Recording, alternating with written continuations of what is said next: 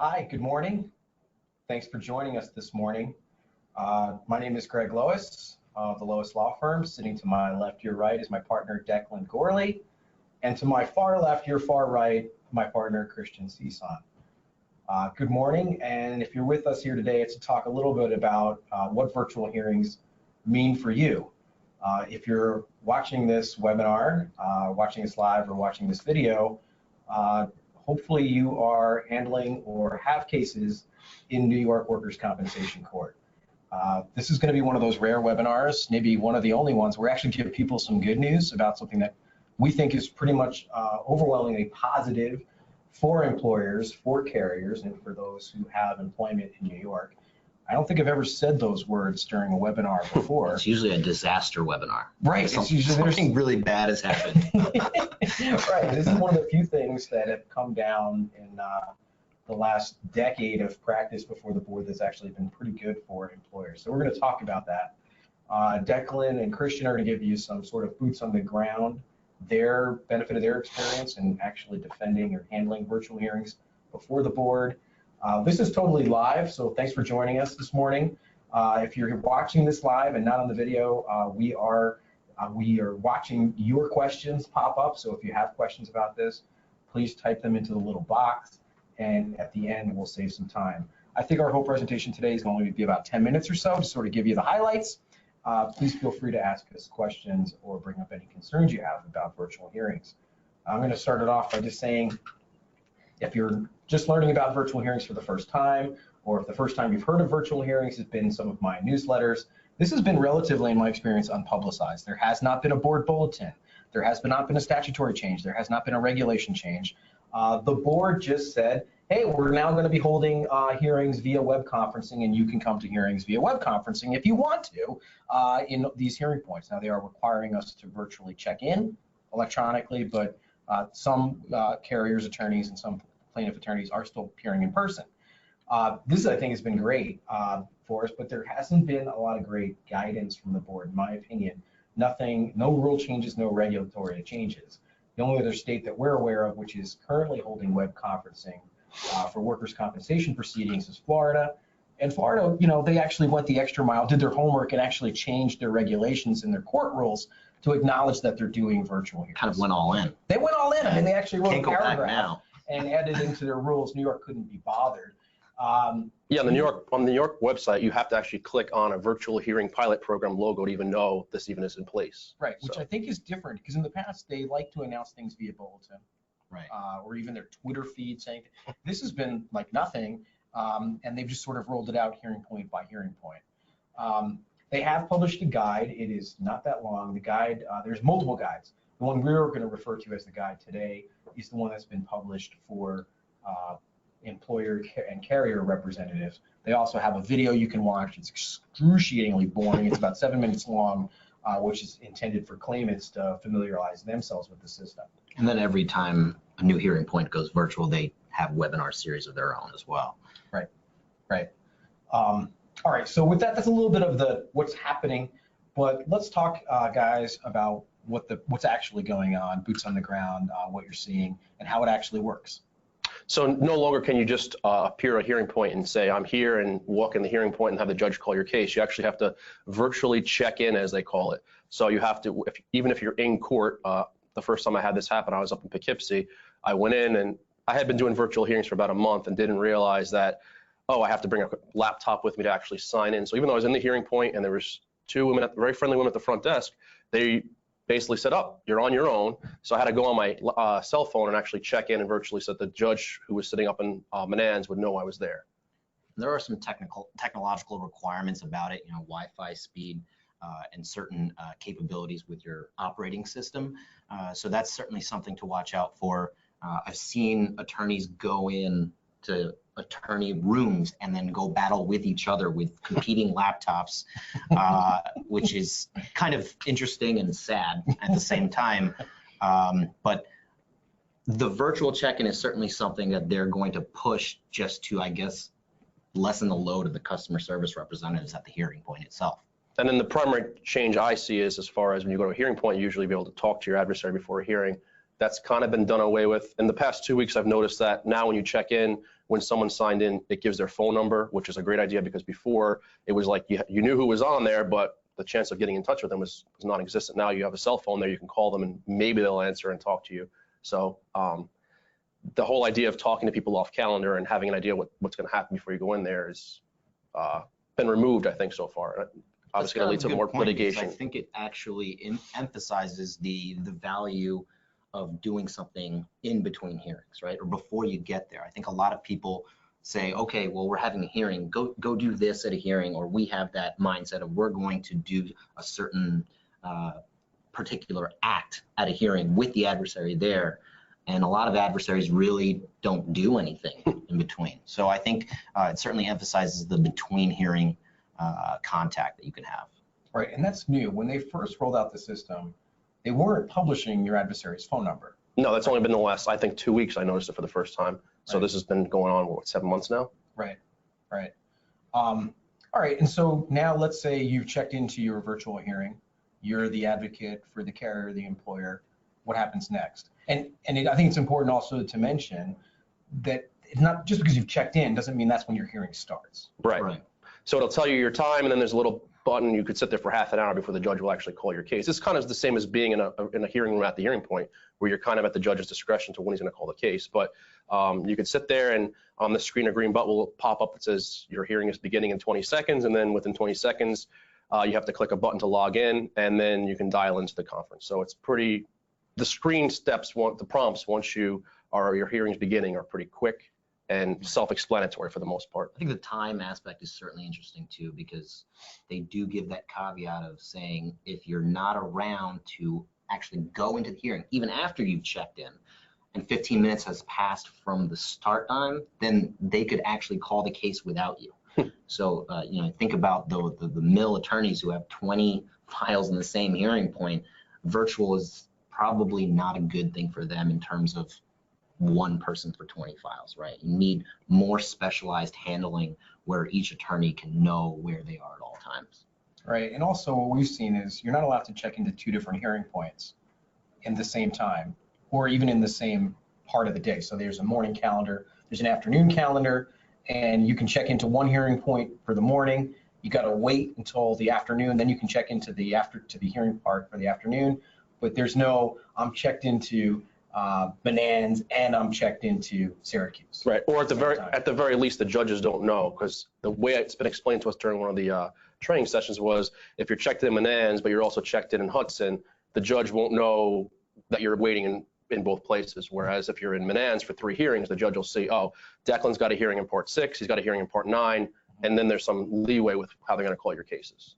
Right, so it's still seeming to us that there could be conflicts for an attorney, particularly on the defense side, where you might have cases in 2 different hearing points same time. You can't be checked into both of them, as far as we are seeing on our side of the system.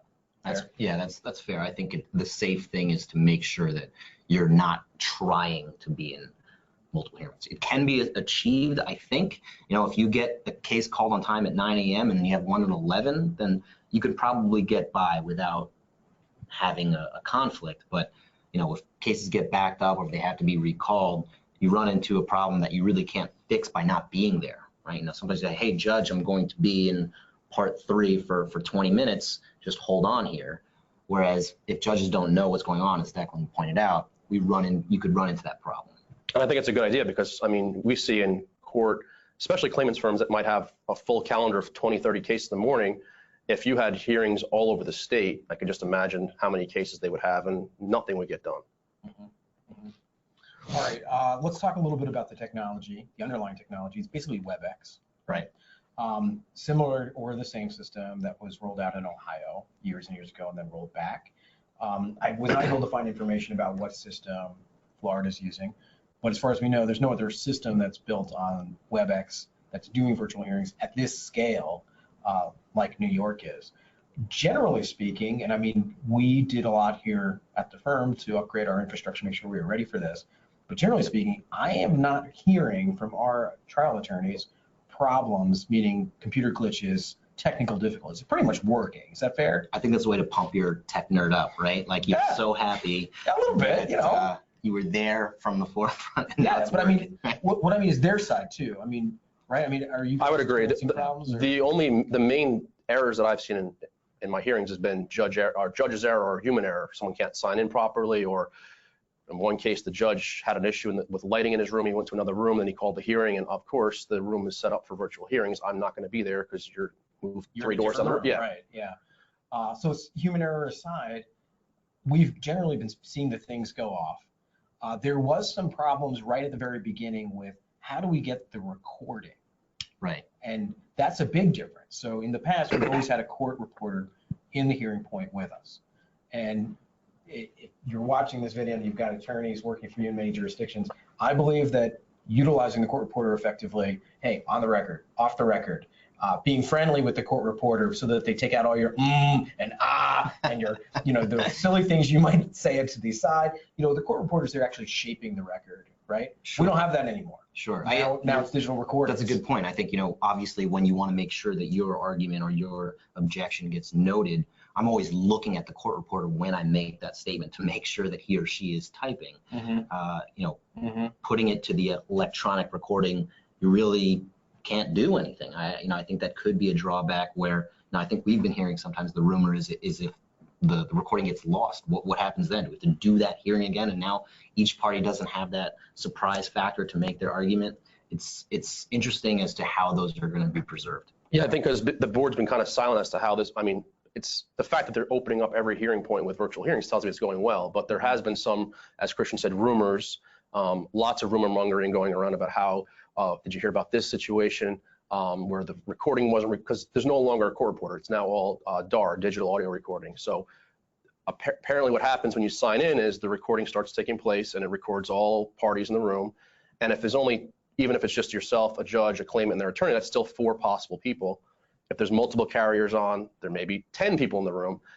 It can be an issue sometimes, I've heard, for court reporters too, when they have to transcribe the actual transcript to hear and make out who's talking at certain times. Right, because they actually control that, right? Like sometimes when 2 people are talking at once at a hearing, they actually stop and say, hey, just one at a time so I can get it. Very vocally. Right. But the DAR system has been in place before virtual hearings, so I'm not too worried about the board's ability to preserve that. I would have imagined that they would have controlled that aspect before implementing the virtual hearings. I know in Jamaica there are a couple of judges who use DAR, even though Jamaica isn't currently virtual. So, all right. So let me tell you about my nightmare situation that I always dislike walking into. I walk into a trial situation where I'm going to take some witness testimony, and all of a sudden we find out the witness is Estonian or Ukrainian or some language that's not common. Now the judge has to get a translator on the phone, right? So now we're adding in another party, and now you've got this translation going, slowing down the record, really making it more difficult. Have you guys done any virtual hearings yet where there's had to be translation done? Off the top of my head, I do not believe so. If I did, it was a Spanish translator. Okay, which are relatively common, and the board has them on speed dial, basically. Sure, it would be the same service they would use for, an Estonian or maybe like a random dialect of a major language. I think the problem is actually more when you have like a coverage case, when you have multiple carriers appearing virtually, because to the judge, they have that big screen where they see the virtual appearances, and the only person that pops up is the person who's talking. Right. So then the screen might get a little glitchy based on if 2 people are talking over each other. It's really a problem of, I guess, form that could happen. My favorite is when there's a claimant appearing virtually and they're on by phone, they're not in video, and all you see is just a giant C on the screen for claimants. And every time they're supposed to talk, your screen's just taken over by a giant C. All right. Okay, so that's a little bit about our experience with it. We're going to save a couple of comments at the end about how we feel it's going and how we think this is benefiting employers. This is a very busy screen that shows all of the hearing points which are currently virtual. New York has divided up our 31 courts, or 26 courts. It's 25 or 26. 26 courts into different districts. And it looks like most of the hearing points in the Capital District are in it. Bennington District, Brooklyn District, Rochester District, Syracuse District. We just wanted to note that there were some exceptions here. So Albany, Hudson, Plattsburgh, Poughkeepsie, Saranac Lake, all currently 100% virtual. Binghamton, Elmira, Norwich, virtual. Brooklyn went virtual, I believe was it January? January, I think. And that's been great. Our Yeah. 2 full-time Brooklyn attorneys, I think their life has improved dramatically from having to travel back and forth to court. Staten Island went virtual after that, I believe. White Plains just went virtual a week ago. Or, May 14th, they went virtual. Right, last week. Rochester's now virtual, Batavia, Syracuse, Utica, and Watertown. Not virtual yet, although theoretically they would be.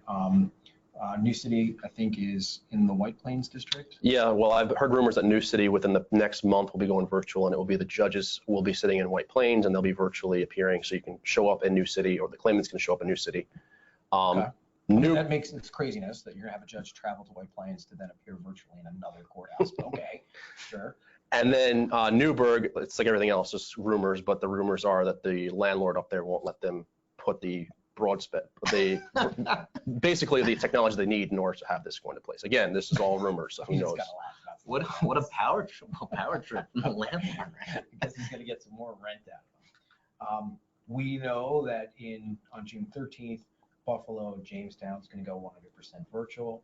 All right, so now let's talk just briefly about the places that are not announced. We know they're going to go virtual because the board has said, hey guys, everything's going virtual. We just don't know what date. So Manhattan, which is Harlem, Queens, which is Jamaica, and the 2 remaining Long Island hearing points, Hauppauge and Garden City. And just to put this in sharp perspective, this is something like 70% of all of the volume in the entire workers' compensation system. Right. There's a reason why these hearing points are kind of last, right? It would affect the most people, and you have, especially in your city hearing points, not really the same real estate that you would have as far as upstate. The people are kind of crammed into little rooms. You're talking about bringing in all this technology. Eventually it will be better, I think, but that's why these aren't the testing grounds for the virtual hearing points. Yeah, in this office, so we have 4 attorneys who go to Manhattan. Christian, your team is 2 attorneys in Jamaica. 3 now, actually. 3 attorneys in Jamaica. All right. And Long Island, we have 2 attorneys. So that's 9 people in our firm. I mean, when these places go virtual, it's going to make a big sea change difference. Absolutely. Around here. We'll start seeing our colleagues more often. So that's going to be great. I guess we'll presume that Manhattan probably will be last, just based on sheer volume size. Queens is the biggest. Queens is the biggest, by okay. pure volume, and I think Manhattan is second biggest. Long Island's busy too. I mean, if you look at how many judges they have out in Long Island, it's not a joke. So I agree with you 100%, Christian. I think there's a reason they save them for last. I think they're working out the kinks, and then they're going to roll this in. All right, let's talk a little bit about the benefits to you, the employer, carrier, client, as to why the system is good for you. First of all, I think you've heard from us, technologically, it's working pretty much as it's supposed to, pretty much. Little kinks here and there. I think it was an early fear, right? Like, is it going to be up to par on our end there? And I think it's been fine. Fear or fear mongering? Because I think there's a lot of attorneys who did not like the idea of change. Oh, absolutely, right? absolutely, right. Yeah. So the first benefit, I'll take this one because it's easy, and I like to take everything on that's easy, is basically you, the client, should be seeing no cost for travel back and forth to court. It's not appropriate, in my opinion, to take every single case virtually, right? Sure. So we've got cases where we're putting on 4 or 5 witnesses. We think there might be a reason for us to be there in court, and we want to confront our adversarial witness in person. So we're picking and choosing, but really in the virtual hearing points, since this is rolled out and over the last 6 months or so, I think we're doing something like 90% of those hearings virtually, which I believe is inuring to the client's benefit in that you're not seeing bills for travel time, you're not seeing traffic, you're not seeing the wait time in the courtroom. You're still seeing the wait time when we're waiting in the virtual hearing room lobby, waiting for that judge to hit the bell. We hear the ding, then we jump in and start going off to the races. But for that reason, so all that travel time back and forth, that's essentially eliminated. I think that's really good benefit to the client. So we should see that reduction. Now, it's not going to be right in every case. I still think, hey, if I'm bringing in 5 witnesses or I need to confront my adversary with a lot of documents, there might be a tactical reason why I'd want to go to court. I think our clients would want that as well. Maybe even for our own witnesses to kind of like, hey, it's going to be okay. Right. Like as opposed to us appearing by computer when they're there, it's that construct is a little problematic for us. But then the documents issue brings up the next one where if you want to present documents as a surprise factor and show it to someone for the first time, that's kind of been eliminated by this because under the new guidelines, which again, no regulations, nothing published, but under the guidelines on the board website, 5 days before a hearing, all documentation is supposed to be in the board file. So you really are eliminating that surprise factor. And the primary advantage for us is whenever we go to a hearing and claimants who haven't had medical evidence, we request a hearing to suspend benefits or reduce benefits. They show up with 45 documents that show they've been at the doctor every day for the past 3 months. Or work search. Or work search, yeah. They come with 90 job searches and they expect you to cross-examine the claimant, and you've had the document for 30 seconds. So I've had judges that will basically say, I'm not reviewing this, I'll continue the matter, and hopefully suspend benefits during the time being until the next hearing comes on. You should have presented this 5 days before the hearing. Right, I think that could go both ways, right? If we want to present a document at trial, the 5-day rule could really hurt the surprise factor on our end. But the more attachment cases that are up there, that really hurts the claimant side. Up-to-date medical evidence, right? You're not bringing in your little document that says 100 on it on the day of the hearing. That's probably not going to fly as much as it does today. Right, and getting incredibly tactical about that. We had a case in Brooklyn where we said, you know what? We're not going to appear in person because we're then going to rely on the fact that they have not submitted their document 5 days before the proceeding on purpose to then say tactically we can't proceed on this date, or we've got to get this case pushed because we needed the continuance. So using it tactically. And the great part about that is you can wait really until the 5th or 4th day before the proceeding. That document hasn't been submitted to e-case or been submitted to all parties. Awesome. Now you know you might have a tactical advantage to not appearing at that proceeding. So again, these aren't published rules. I wish they were, because I like it when there's nice hard rules that we can start to play with. But just an interesting thought. Well, doesn't mean that there's never going to be rules, right? So I mean, right. it still might happen down the line. Right. And to that end, so what Florida did was they made sort of a basic rule that just says the judges can do anything they would do in a regular proceeding. They just have to do it online. It's going to be interesting to see if New York actually does do anything, make any changes on the current regulatory agenda for this year. There's nothing proposed. So we also know, by the way, that nothing gets passed until April, right, when the budget is coming to. Right. So we might be that far away from finding out what the actual rules are. In the meantime, it's just interesting to watch this develop and build out. All right, the last benefit, I think it's a great benefit, and I think there's maybe a couple sides to this, is the employer and carrier participation in the proceedings. That's going to be very interesting, right? Other participants is, I think, the category that are allowed to enter into the hearing. I think judges still have the discretion whether to allow them in. Right. So what we're talking about really here is you, the carrier, you, the self-insured employer, you, the third-party administrator's employee, you, the adjuster, right, coming to the proceedings, right? Because on the hearing notice, the little virtual hearing number, you can just type that into your WebEx and show up at the time. And right, you can identify yourself as an other participant and then allegedly be able to participate, which in the past was really not done. Like, right, who's coming to all the hearings and just sitting there? And sometimes the judge will say, like, no, I'm sequestering, closing my courtroom. Absolutely, you can't just have your employers sitting there all day long. Right, to intimidate the claimant. Exactly. But it's kind of hard to intimidate someone virtually. I mean, exactly. I guess you still can say. It's interesting for these employers who maybe now get to see how the sausage gets made. You'll get to see how your attorneys argue when you're not arguing, right? Right. I'm a little scared because I don't want my employers coming to courts and blurting things out, or all of a sudden being subject to some random interrogation by either the judge. Right. Oh, well, were you guys open that day, or were you paying them off the books? Like, no, I'm sorry, technical difficulties, you're out of here. That kind of thing. We don't have that control. But I'm thinking about other contexts. Let's say there's a GL case pending, a dual jurisdiction case, and now the GL attorney could sit in and watch the proceedings in workers' comp court. There's no reason not to. Stuff like that I think could be quite useful to the employer and carrier. Other things like getting the DAR, the digital auto recording, really quickly, getting it transcribed immediately, and getting it to counsel in that other case. Again, I think that could be really useful if you're defending dual jurisdiction cases, like many of our clients are. So those are just, I think, some thoughts about the benefits. But overall, I am personally very bullish about this. I think this is a great thing for the system, certainly for us as a defense firm, because now we can defend our clients' interest across the entire state at the same time. Yeah, if anything, I've gotten more intrigued by it as it's gone on, because I've always felt, is it really going to happen this quickly? And 16 out of 25 or 16 out of 26 are now virtual, with 2 more coming next month.